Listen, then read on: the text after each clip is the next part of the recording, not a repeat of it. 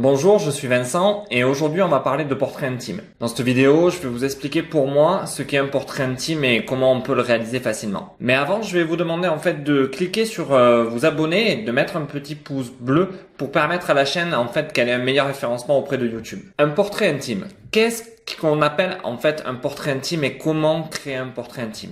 Un portrait intime, souvent, on le voit au niveau des stars, au niveau des gens qui nous entourent. En fait, c'est des moments de vie qui ont été capturés pendant un concert ou pendant une soirée. En fait, c'est un moment qui a été offert quelque part par l'autre.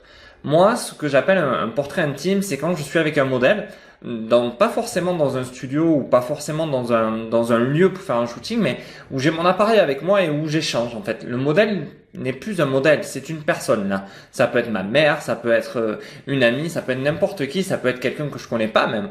Et je suis avec elle et j'échange. En fait, je parle avec elle de ce qui l'intéresse, de là où elle veut aller et qu'est-ce qui est important pour elle. Vous allez voir que plus vous allez créer ces instants, ces temps en fait qui sont relativement intimes, vous allez voir la personne en face de vous vraiment se libérer. Elle va lâcher quelque chose. Et à ce moment-là, vous allez vous rendre compte que elle vous autorise quelque part à prendre cette photo. Elle va vous autoriser à passer de l'appareil sur vos genoux, à mettre votre œil dans le viseur pour pouvoir aller chercher cette intimité qu'elle vous offre.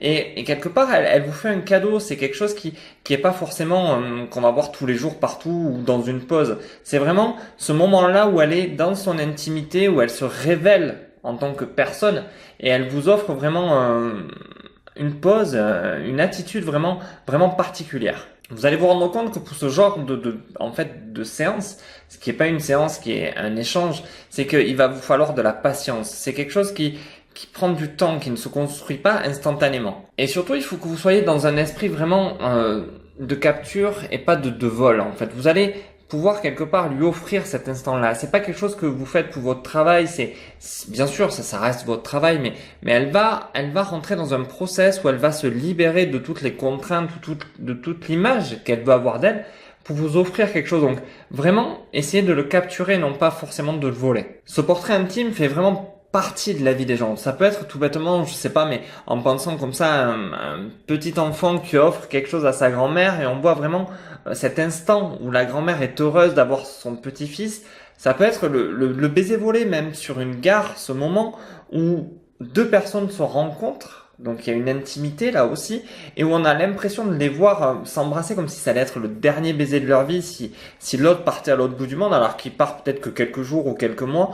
Mais on rentre dans l'intimité des gens et c'est là où on capte vraiment quelque chose d'intense. Je parle pas forcément de photos de rue, j'ai pris le cas de la gare, mais c'est vraiment cet instant où l'autre n'a plus de barrière, n'a plus cette sensation d'avoir un masque. Elle se détache réellement et elle offre cet instant à l'autre.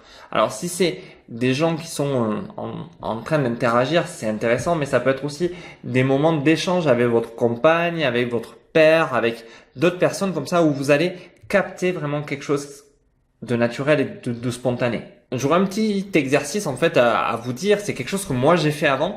Je me suis pendant longtemps me balader avec mon appareil photo et en cherchant à capter des choses soit dans les bâtiments soit autres.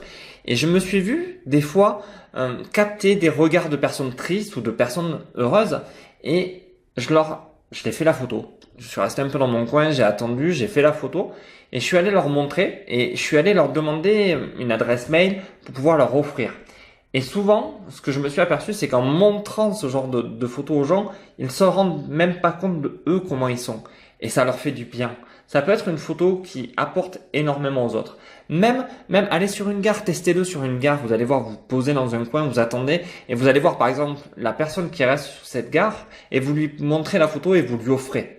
Et vous allez voir que souvent, il y a toute une émotion qui se dégage d'elle à ce moment-là. Et ça devient relativement intéressant d'associer justement l'instant intime à la photo et de pouvoir en faire cadeau. Je trouve que ça aussi, ça peut être quelque chose de relativement intéressant comme exercice. Dans le même type d'exercice, mais là ça peut être relativement un peu plus dangereux, je me suis vu aussi capter en fait des émotions de parents ou de personnes qui se disputent et de faire la photo parce que là aussi il y a une certaine intimité même si on va dire dans une certaine violence et de m'approcher d'eux et de leur dire voilà, excusez-moi, j'ai fait cette photo de vous, elle me parle beaucoup et je voudrais vous l'offrir et les gens la regardent.